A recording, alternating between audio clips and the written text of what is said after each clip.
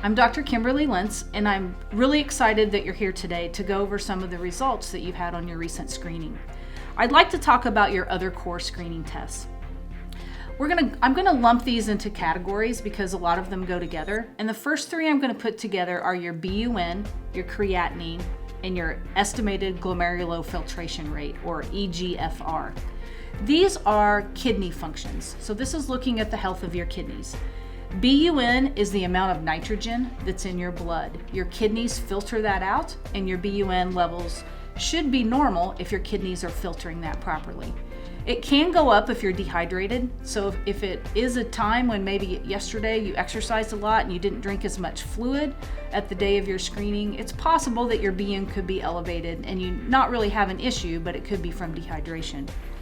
The creatinine is really a specific function of the kidney and whether or not it is working properly to filter the toxins out of your body.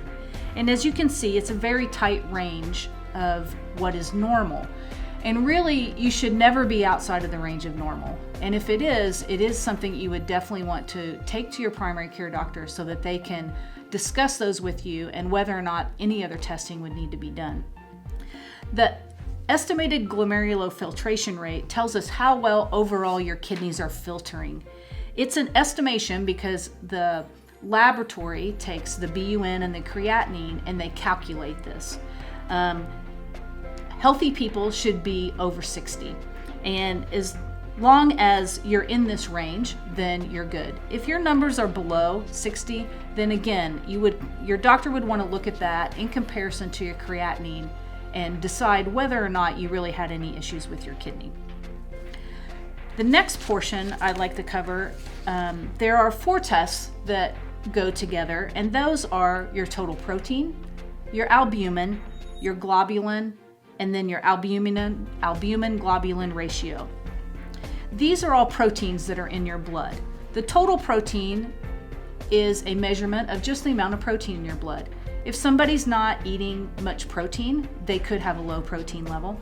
The albumin is similar, except it has a little bit more function and it helps with tissue growth and things like that, but they are very tightly together, the total protein and albumin.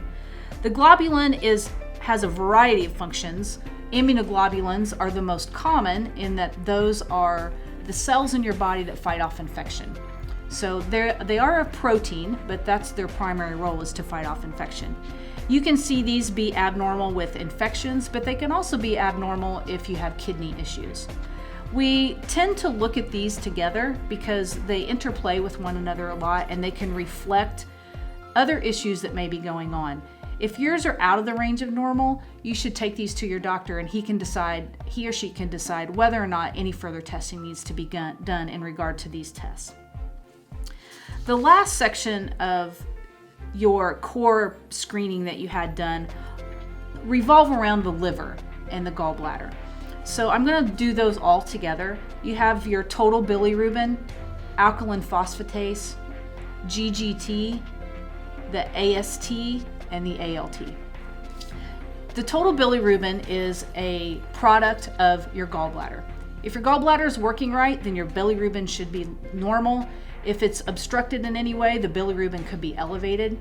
And I should mention too that there are a significant number of patients, probably about 10% of the population, who actually have something called Gilbert's disease, where their bilirubin will be slightly elevated and that means that nothing is wrong.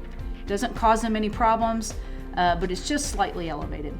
If yours has been normal in the past and now it's abnormal, then that would be something you would want to discuss with your doctor.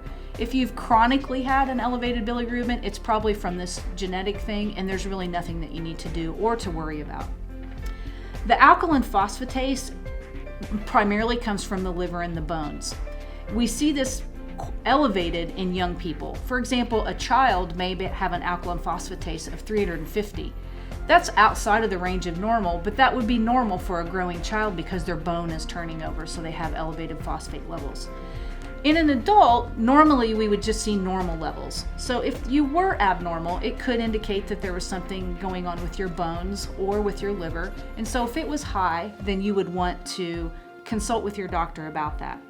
A low alkaline phosphatase can be due to nutrition, but oftentimes it's of no consequence. The other 3 tests that we're talking about here are specifically to the liver. You've got your GGT, your AST, and your ALT. These should be in the normal range at all times. If they're abnormal, then it indicates that there's some sort of stress on your liver. It could indicate that you have a viral infection that's affecting your liver. It will, if you drink alcohol on a regular basis, these tests may be elevated. And so if you have any of these out of the range of normal, you will want to follow up with your doctor relatively quickly, because you could have some form of hepatitis that they would want to test for. And so if you see any of those 3 outside of the range of normal, you should be discussing those with your primary care doctor.